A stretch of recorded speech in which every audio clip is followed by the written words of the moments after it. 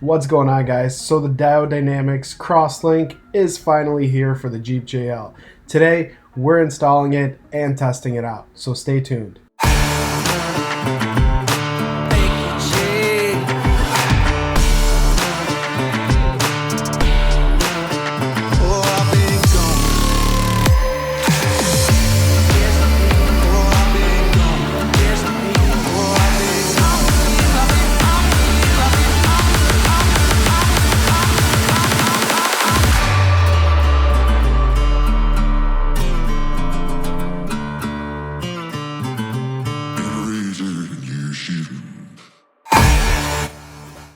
What's going on, guys? Welcome to the channel. So finally it's here. The Diode Dynamics CrossLink light bars for the Jeep JL. I have it all laid out. Got a nice big box that came in here. So here on the front, I am running a Stage Series 50-inch light bar, and I absolutely love it. It's actually taking quite a beating from like tree limbs and things like that, and it's still in mint shape. I've never had issues. I love the light output on it.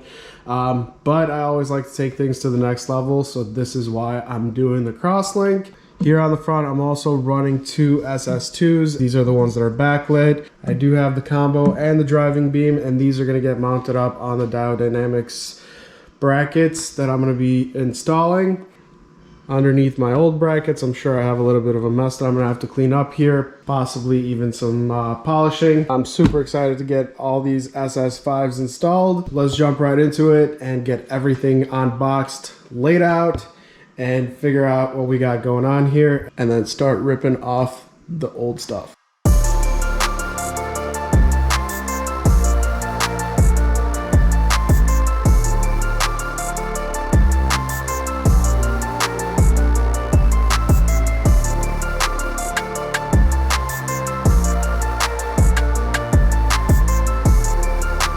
So let's talk about the SS5 themselves. These do have the backlight feature, which is pretty cool. So you can basically light it up any color you want as a backlight. So these do feature the honeycomb cooling fins, which are kind of a signature for Diode Dynamics. You got two breathers on there and the integrated plug built into the light, so you don't have to worry about the wire dangling out of there. Now these are quite beefy, and these do put out about 40 watts of light with the TIR optics. These are actually the sport version, so I opted to get the sport version.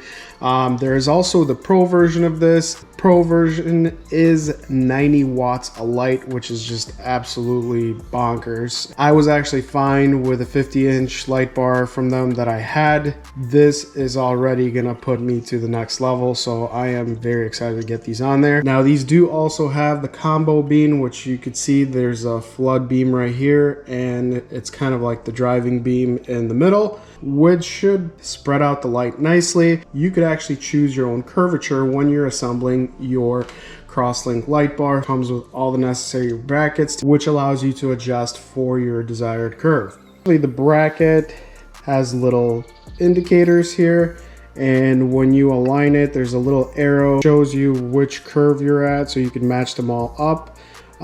This would be in the straight position, this would be like a minimum curve, this would be a bigger curve, last one is an aggressive curve.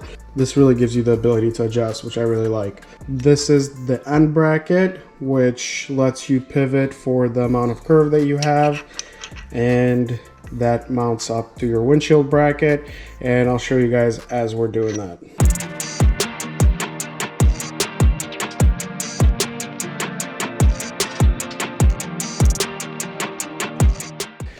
All right, so I definitely have some work to do to clean all of this up.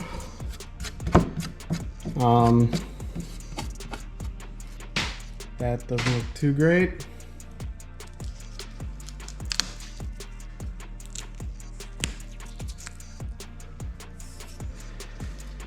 This side's actually a little worse. All right, so I got some cleaning up to do.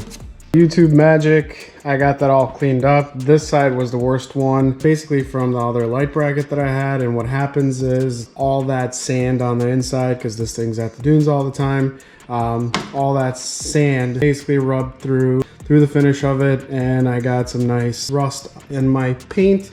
Well, a little bit of correcting cream and 303 speed detailer, and I'm actually going to coat it with graphene. So essentially what this is going to do is kind of put a protection barrier underneath the bracket. And once this dries out, I'm just going to buff it out, and we're going to be ready to install our new brackets. So in order to prevent from the same situation happening that I had here, where the bracket was pretty much against the paint, in order not to screw up the paint, they include these dimple spacers. So they basically go into the dimples. These bigger ones go up top with the longer screws. The smaller ones go onto the sides with the shorter bolts. All right, so I'm gonna go ahead and remove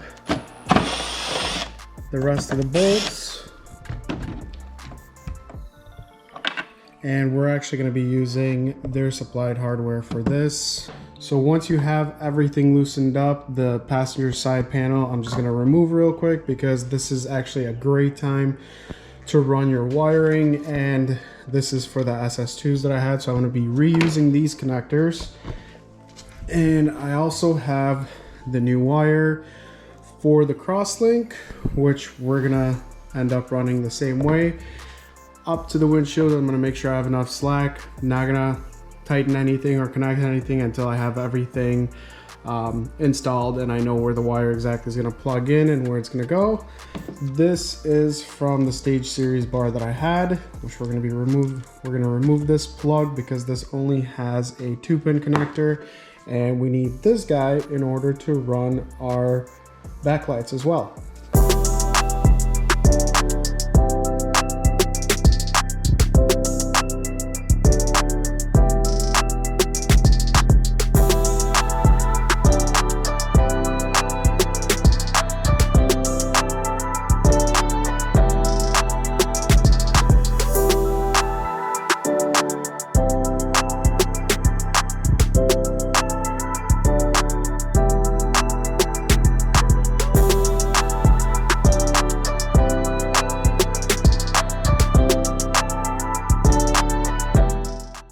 You saw the mess that I had going on from the other brackets. This is a huge game changer, the fact that it's not touching the paint at all. And it still looks super clean. It's definitely beefy and they feel solid. So I haven't tightened this bracket down yet, 100% yet. I want to get the lights up top, align everything, and then tighten everything after I tuck all the wires in and I have everything squared away. So I'm gonna go ahead and jump on the other side and install the other bracket, but this, this is a huge plus in my book. Kudos to you guys at Diode Dynamics for figuring out that this shouldn't touch the paint. And there should be enough room to get in there with like a brush to clean once in a while, once stuff gets gunked up, and be able to drain normally so you don't get that whatever that was when I had the other brackets on.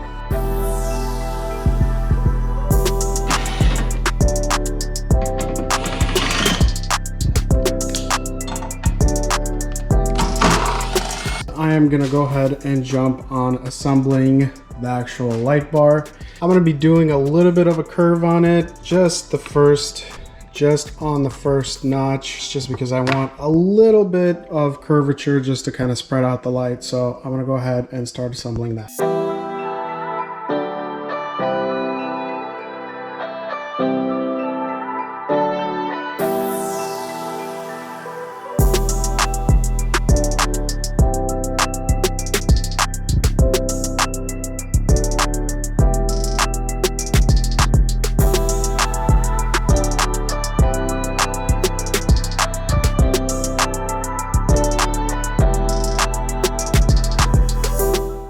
I am definitely loving the way this looks.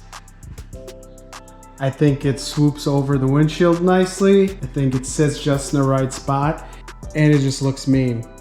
Right now, I feel like it gave the Jeep kind of like that pre-runner look, which I definitely like. I think it's got the right amount of curve to it. You could insert any joke you want in there. The major part is done. I got the light bar adjusted. Obviously, I could adjust. I'm gonna kind of play with it at night, see how the output is and where it's kind of throwing the light. I'm extremely pleased with the setup. Just the way the installation went, just the way that everything fits together, the way it looks.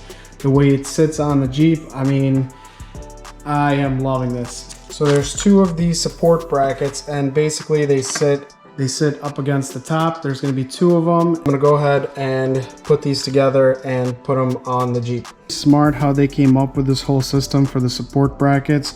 I'm going on every third. So basically I'm going to have two in between. Grab this little rubber bump. This has a 10mm.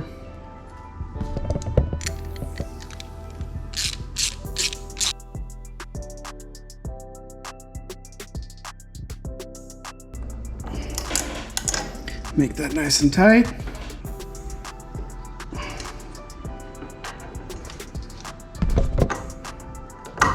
Solid. We're gonna hook up all these pigtails, link them all together. Now, the nice thing is you can run your wire down this side, the driver's side or the passenger side, whichever one you would prefer. I'm going down the passenger side, so all you gotta do is plug them in.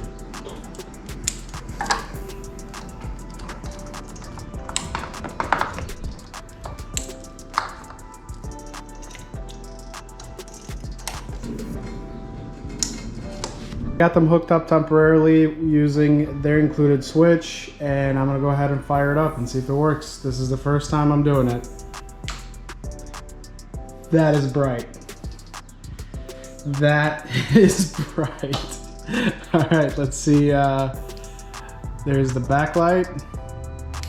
So the way you change the backlight is just do a quick, and you could choose whatever color backlight you want to do. So let's keep it on red. When you turn it off and turn it back on, that's what it goes to. I'm gonna go ahead and zip tie up all those connectors up top and finish my wiring. I'm gonna hook it up to these switches that I have here, or you could hook up to your factory auxiliary switches. I'm gonna do it here. This is where all my aftermarket lighting is, so this is exactly where we're gonna tie into, and I think that should be good.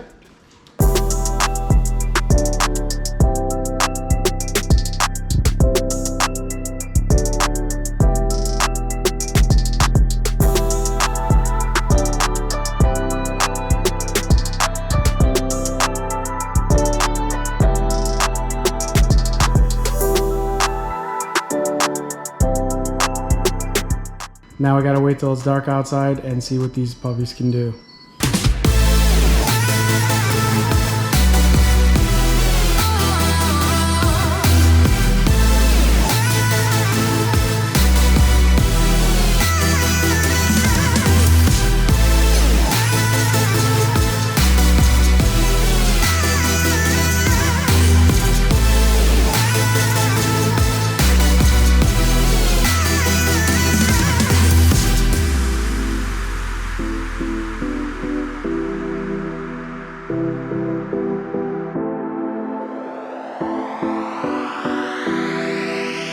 If you guys want to pick up a set, link is in the description. So if you guys want to pick up some lighting for your rig, make sure to check out diodedynamics.com. Links in the description on everything that I used: bumper, pillar, and the light bar. It's getting crazy dark. I'm gonna go cruise around and test it out.